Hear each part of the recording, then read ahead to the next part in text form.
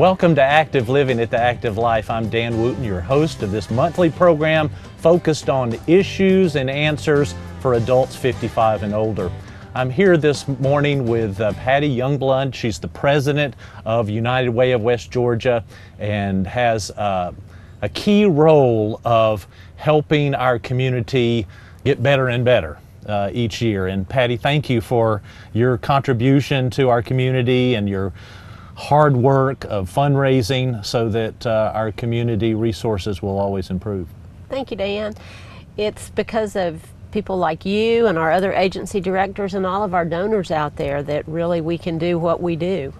Well, thank you for all that you do. Well, because a lot of it's behind the scenes, and I wanted everybody to know how hard you and your team work.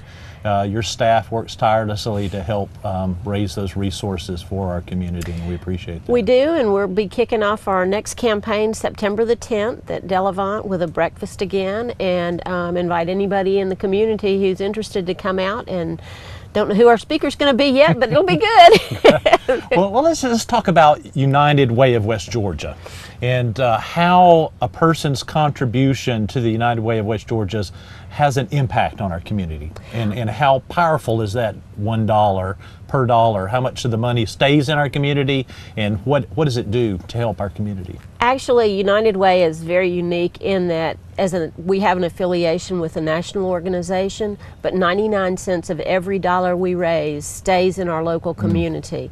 And even though we're a business and we have salaries and we have rent and supplies, all of that stays here and is part of the local economic multiplier for the community. And we support 25 different agencies, everything from, Debbie Burdett says womb to tomb. We don't quite get them to the tomb, but we have everything from Mady Smith, our child care center, now takes babies. They've opened their baby room. They have room for 6 babies. I think right now they have 2. So if anybody is looking for reasonable child care, they have the United Way backing so that people who can't afford like $120 a week have a lower price alternative, but the quality is still really good. We are so proud of them because they received their quality rated standing. They're one of 9 child care centers in Troup County right now that has that rating. So they are rated by the state, and just a great place. And then all the way up to your operation at the senior center, and then we also have even beyond senior center, we have our senior companions who go in, and they're typically lower income seniors who still want to be active, and they go in and provide respite care for other seniors whose family needs to either work or run errands or whatever. So we have seniors who are assigned to another senior, and it's kind of peer-to-peer care, so it's really wonderful. Wow. We have foster grandparents who go into the child care centers, and they also go into the elementary schools and provide that one-on-one attention that teachers don't have the time to really give their students anymore. But Pat Robinson, who's the director of that program, loves to tell the story about a parent who was with her child in the grocery store, and the child kept talking about grandmama this and grandmama that at home, and all of a sudden she went, grandmama, went running up and hugged this woman that the mother didn't know, and she said, this is the grandmama I've been telling you about. So they are so important in the children's lives, and that gives the older adults something to get up and go feel useful and do. So, and then of course we have Boys and Girls Club and Girl Scouts and Boy Scouts and Red Cross and Salvation Army. Wow. Seniors, Active Life, and also the Hogansville Senior Center. We have the 2 empty stocking funds, Hogansville Empty Stocking Fund and LaGrange Empty Stocking Fund, the Interfaith Food Closet, and LaGrange Personal Aid. Wow. So what's so wonderful about the organization, so many of the organizations that we support, is that they are local. And for example, LaGrange Personal Aid, Paul Stedman is the director there, and his board is the one that sets his rules. So Paul can do things that other people may not be able to do. If someone is working and depending on their car, and that's what's keeping them afloat to get to work, and something happens, sometimes Paul can help that person get their car repaired. so that they can Amazing. continue to work and remain self-sufficient. So it's really what we try to do is help people have a better life. Wow. So out of every dollar somebody gives, 99 cents of that dollar stays in our community and affects all these organizations. It does. It really so, does. If a person were to come to you and say, well, I don't think my contribution is big enough to really make a difference, what would you say to a person? Well, I would tell them the story about something that really exciting that happened a couple of weeks ago. I got a call from Callaway Elementary School, and they wanted me to come out and pick up a check. And I think it's their student council, had run a campaign, and they collected coins. And at the end of the campaign time, when they counted their coins, they had over $200. And I looked at one of the girls and I said, when you were putting your, nickels and dimes and quarters in there, did you ever think you'd raise this much money? And she said, no. And I said, that's what makes United Way work, is that everybody's gift is added up with every other person's gift. And then with the allocations process, we have volunteers from the community who come together, and they go out and they actually see the organizations. They meet the directors, they ask questions. A lot of times they'll meet clients of the organizations or board members, and then they make a recommendation back to our board as to what they feel the allocation should be based on what they've seen and the documents that they've been provided from the agencies. And so it's really, it's a full circle. You give, and then you have an opportunity, if you want to participate, to become part of the distribution. Wow, that's accountability going on. It in really that too, is. To be sure the money is spent wisely. We really try to focus on accountability and transparency. We came up with, if I can remember, it was transparent, accountable, effective, efficient, and respected. We have a seat at the table with the Troup County Strategic Planning Board as well, which is important because most of the other representatives are with the big organizations, the school system, the hospital, the LaGrange College, Troup County, City of LaGrange, City of Hogansville, Downtown Development Authority, City of West Point, and then United Way also has a seat at that table, which is really important. That is important. So how do people give? Talk a little bit about fair share giving, and like my employer, I'm able to be a fair share giver and a portion is taken out of my check. How can people donate to the United Way? The most efficient way is if your company runs a campaign, and you can give through payroll deduction, which is what you're talking about. It automatically comes out of your paycheck and you probably don't even miss it. Fair share is a concept that United Way came up with, that if you gave an hour's pay per month, that's your fair share. And if you are salaried, it's 1% of your monthly salary. So that's the way fair share works. For a lot of people now, since the economy's gotten so tough, we ask people if they feel like they can't afford to give much, give $1 a week. That's $52 a year, and the difference that makes is incredible. We asked our agencies this year to come up with what $52 a year could do for their agency, and it could buy 10 blankets for a Red Cross shelter. That was one of the things. It can pay $52 can pay a week of child care. It's just amazing the things that a little bit can do, and we try to encourage people to give $1 a week because it's less than a bottle of water or a Coca-Cola or a cup of coffee, and chances are you're not going to miss that, but that's going to make a huge difference in someone's life. That's a great way to look at that, and to know that everybody can help in some way and make our community better. Right, and you asked about ways to give. Payroll deduction through your company is one. We also do an annual campaign.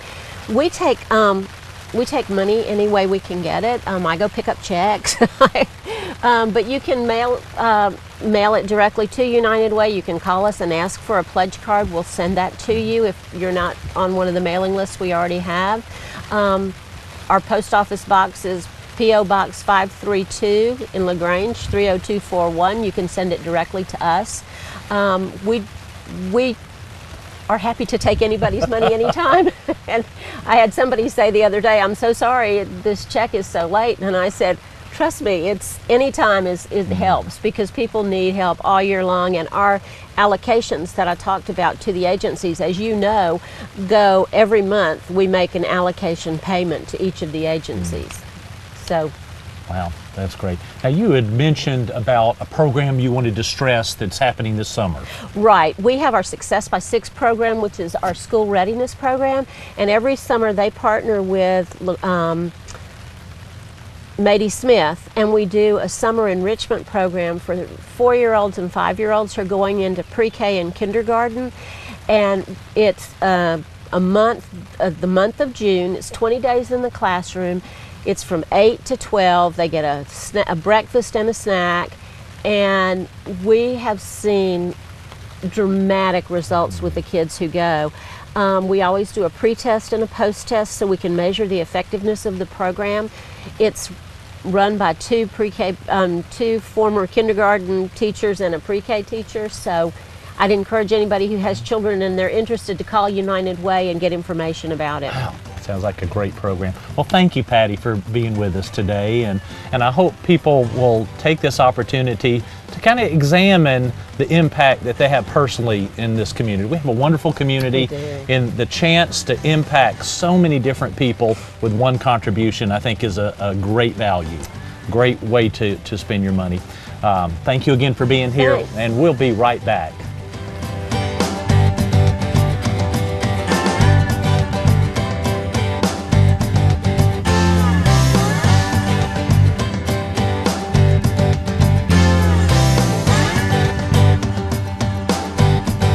Hi, I'm Dan Wooten with The Active Life. I'm here with Lee Threadgill from the City of LaGrange. She's the senior planner, and she's got some very important information for us today.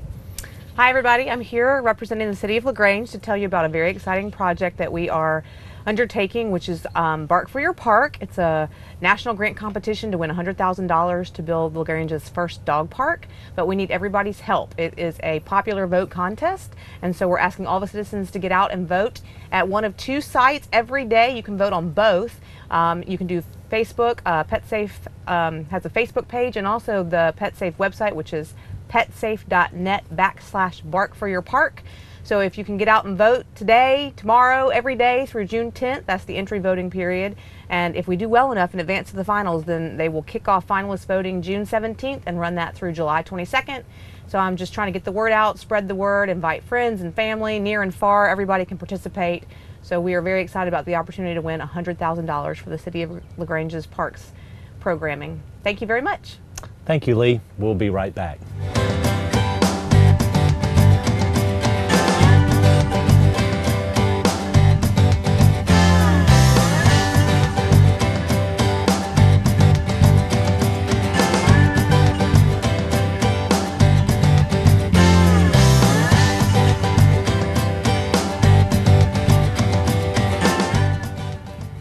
Welcome back to Active Living at the Active Life, and our astute watchers may realize we are not at the Active Life today. We're at beautiful West Point Lake, and we're here filming our show and enjoying the beautiful scenery. And we've enjoyed a little bit of rain here, and the wonderful LGTV team has built a canopy for us so that we won't get wet. I am privileged to introduce to you Susan Cromer, who is a park ranger with the Army Corps of Engineers, and she's going to tell us a little bit about activities for older adults. So welcome, Susan. Thank you. Glad you're here today. Glad to be here. How long have you been a park ranger? Been a park ranger for 17 years. Wow. Not all here. I worked for the National Park Service for several years before I came to West Point Lake. And how long have you been at West Point Lake now? Since 2008. Okay, great. Tell us a little bit about some opportunities or activities for older adults that you think they would really appreciate that are available here at West Point Lake. Well, I'd suggest that visitors start off at our visitor center that's located near the dam. It's 500 Resource Management Drive. That's a good place to come in and get brochures, map of the lake. We also have information on some of our hiking trails. There's a front desk attendant that's on duty that can answer any questions they might have. So that's probably a good starting place for anybody that wants to come out and enjoy the lake. Great. So you mentioned trails? Yes, sir. Okay, hiking trails. How many miles of hiking trails do you have here at West Point Lake? Quite a few. There are some different types of trails. Hartley Creek Park, which is located just below the dam, has paved walking surfaces. So for people that maybe don't have as much mobility as they once had, that's a good place to come out and do some walking. Okay. There's 3 different trails there, and what you do is you start off at the monument in Hartley Creek Park, and you follow the footsteps around on the sidewalk. So the red footsteps is a 1/4 mile walk. If you feel like you can do a little more, you can move on up, and there's a 1/2 mile, and there's also 3/4 mile track for you to go through. So that's one possibility. Okay. There's also, if you have a little more mobility, want to get out and do some hiking or biking, there's a group of trails in R. Schaefer Hurd Day Use Park called the Lakeside Trails. And there's a couple of different routes they can go. We can provide them with a map of that area if they'll come to the visitor center. There's a lot of different categories on those trails. There's easy trails, and then there's some that are a little more challenging. Okay, wow, that sounds great. And of course, at a lake, we think of fishing. And so they can fish, right, either within a boat or on the banks. Yes, sir. I understand for older adults there is a lifetime license you can get at a certain age? Yes, sir, at age 65. Okay. And where would they acquire that from? Several local businesses sell fishing license. From our location now, Ribbits, right up the road, sells fishing license. Good. And so when they turn 65, how much will that cost them for a lifetime license? It's free. Wow. That is a wonderful opportunity. Okay, well that's a good start. Now what about the day use parks? How many day use parks does the Corps of Engineers oversee, and what's available? I believe we're at 21 now. 21? There's areas all around the lake from the north end to the south end that the Corps of Engineers manages. There's also some leased areas that local governments have leased out. For example, Pine Road Park is operated by Troup County. So if you want to go out, have a picnic, spend some time with your children, your grandchildren, that's a great place to go out and just have a family fun day. Wow. Now I know you have some pavilions at the different parks. Tell me the sizes of pavilions and how many they can accommodate. Our biggest pavilion is located at Rocky Point Park. It'll accommodate 150 people. We rent those out. Of course, if it's not rented, it's open on a first come, first serve basis. So if you get there in the morning and there's not a sign that says reserved, then you can help yourself to it at no charge. Oh, that is wonderful then. So to get to that park, how long from downtown LaGrange does it take to? That's probably about a 15-minute drive, something like that. Not bad at all. So. But there are shelters located closer to LaGrange. There's one at Yellow Jacket that's reservable. If you like Sunny Point Park, there's a shelter there that's first come, first served shelter, and we invite everybody to come out and use those. Oh, that is great. Well, older adults are always concerned about safety issues. Yes, sir. And so from your observations as a park ranger, are there suggestions that you would give to older adults using these parks and being near the lake, of just things to be aware of and be cautious of? Of course, we're always promoting water safety. If you are going out on a boat, if you don't swim that well and are out swimming, we recommend that everybody wears a life jacket. We actually have a life jacket loaner program in some of our areas, so if you bring in your grandchildren or somebody that's having a hard time swimming, we'll loan you a life jacket at no charge, and you can take that out and use it for the day and just bring it back when you're done. Fantastic. We really don't have that many problems at our lake. We're in a great community. Of course, if anybody has any problems, we recommend that they call 911, of course, just like you would do if you were at home, and you usually get a park ranger and a deputy. Okay, that is very nice on there. Using boats, what are the regulations that older adults would need to know? Are there places to rent boats, and do you have to have a special license to operate a boat, or you know, motorized versus a rowboat and all on the lake? You don't have to have a special license in Georgia. There are 2 places on the lake where you can rent boats. That's at Highland Marina and over at Southern Harbor. So there's 2 marinas. They rent pontoon boats, and I know Highland Marina rents jet skis as well. Okay, well, gives them some opportunities to have fun on the lake. That's right. They can also stop by and have lunch there. They have restaurants at both the marinas. Now, what are the prime times of the lake? Is it the summertime that the largest use is during the summertime, or in the after a certain time in the afternoon, or what? If somebody wanted to avoid the crowds, what would be good times to pick to come to the lake? Well, if you want to avoid the crowd, definitely come during the week. Of course, Saturday and Sunday is our busiest days on the lake. But if you want to come Monday through Thursday, those are kind of the times when it's a little quieter. You might have an easier time getting back to nature during those times. We start getting busy for the year in the spring, about the time kids start getting out of school for spring break. That's our busy time. And then when kids go back to school in August, it kind of slows down a little bit. All right. Well, tell us a little bit about being a park ranger. What are your responsibilities here at West Point Lake as a park ranger? We have a wide variety of responsibilities. On the weekends, we do patrol work, which means when you get here in the mornings, usually get in your vehicle and we check parks, and we're looking for maintenance items, make sure the bathrooms are clean, making sure the trash cans aren't overflowing. We want the parks to be clean, and most of the times they are.